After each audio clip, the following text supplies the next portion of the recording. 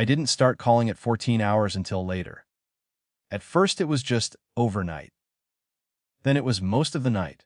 The number came only after someone else counted for me, after time stopped being something elastic and shame-shaped and became a fact. The basement had always been cold, even in summer. In winter it felt unfinished, like the house had decided not to care what happened below the stairs. Concrete floor. Exposed pipes. One small window at ground level that let in a dull gray light during the day, and nothing at night. My sister told me to grab the extra blankets from down there. That was normal. We were used to being sent back and forth for things. I remember carrying 2 folded blankets, already thinking about how fast I could get back upstairs. The door closed behind me with a sound that didn't register as dangerous at first. Just a click. Then the lock. Then her footsteps retreating up the stairs, light and unhurried. I called her name once, then louder. I tried the door, it didn't move. I waited for the laugh. The reveal. The moment where she'd say, okay. It didn't come. The cold took a while to matter. At first it was just unpleasant. Then it was distracting. Then it became the only thing there was. My phone was upstairs. I wrapped myself in the blankets, but they were thin and smelled faintly of dust. I sat on the bottom step because it felt closer to the rest of the house. Even though I knew that was imaginary, time stopped behaving. Minutes stretched, then collapsed. I tried counting breaths. I tried sleeping. Every time I drifted, my body jerked me awake, like it didn't trust me to rest. I shouted until my voice went hoarse. Then I stopped because it felt stupid, because I could already hear the explanation forming upstairs. You're being dramatic. It's just a prank. How your sister is. When the door finally opened, daylight spilled down the stairs so suddenly it hurt my eyes. My sister stood there, phone in hand, expression unreadable. She didn't apologize. She didn't look surprised. My mother was behind her. You're still down here, my mother said. Not are you okay? Not as what happened. Just surprise, edged with irritation, like I'd overstayed. I tried to stand and my legs didn't cooperate right away. That's when my mother sighed. Stop overreacting, she said. It was just a prank. Upstairs, the house felt too warm. My hands shook so badly I spilled water on the counter. My mother watched me with that familiar look, the one that said I was making things harder than they needed to be. You always do this, she said. Turn nothing into something. I didn't argue. Arguing had never changed the outcome. I went to my room and lay under 3 blankets, shivering in waves that didn't seem connected to the temperature anymore. The next morning, my fingers were still numb. There was a deep ache in my joints that felt wrong. When I mentioned it, my mother hesitated, not out of concern, but calculation. Fine, she said finally. We'll get you checked, just so this can be put to rest. The clinic smelled like disinfectant and coffee. The doctor was calm, efficient. She asked questions I hadn't thought to answer. How long had I been exposed to cold?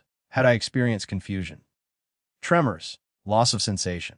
I looked at my mother. She answered for me. It was overnight, she said. A joke that went too far. The doctor nodded but didn't write that down. She examined my hands carefully, pressing, watching the color return slowly. How long exactly? She asked me. I swallowed. I'm not sure. My sister had followed us to the clinic, leaning against the wall, scrolling on her phone. The doctor noticed the security monitor mounted in the corner, looping footage from the hallway camera near the reception desk. Do you have cameras at home? She asked casually. Yes, my mother said. Why? Sometimes timestamps help, the doctor replied. If there's any doubt about duration, my mother stiffened. That won't be necessary. The doctor didn't argue. She just looked at me.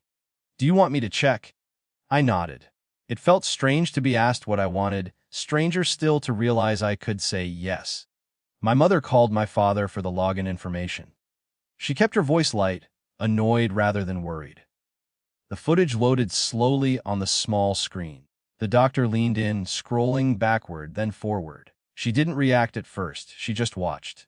Finally, she straightened. 14 hours, she said. Her voice was even. Professional. locked in an unheated basement. Overnight temperatures below freezing. The room went very quiet. That's not a prank? The doctor continued. That's prolonged exposure. If this patient were younger, or if the temperature had dropped a few more degrees, we'd be having a very different conversation. My mother opened her mouth, then closed it. My sister stopped scrolling. The doctor turned to me. I'm documenting this, and I'm recommending follow-up. Not just for the physical effects. She paused, then added, this should not happen again. There was no shouting, no accusation. Just that sentence, delivered like a boundary drawn in ink. On the drive home, no one spoke. The house felt different when we walked back in, like the walls had shifted slightly. My sister went to her room without a word. My mother busied herself with cleaning already clean surfaces. Later that evening, she knocked on my door. I didn't realize, she said. It wasn't an apology. It was closer to a recalibration. The doctor made it sound serious. I nodded. That was all. In the days that followed, something subtle changed. Not warmth, not closeness, but restraint. My sister stopped pushing my boundaries in small ways. My mother stopped laughing things off before understanding them. The basement door stayed unlocked. I still think about the cold sometimes, how quickly it erased my sense of scale, how easy it was for my fear to be dismissed.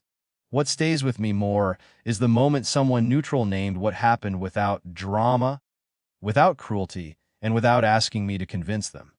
I didn't win anything. I didn't get an apology that healed the past, but I stopped needing permission to trust what my body knew. And that has been enough to keep me warm,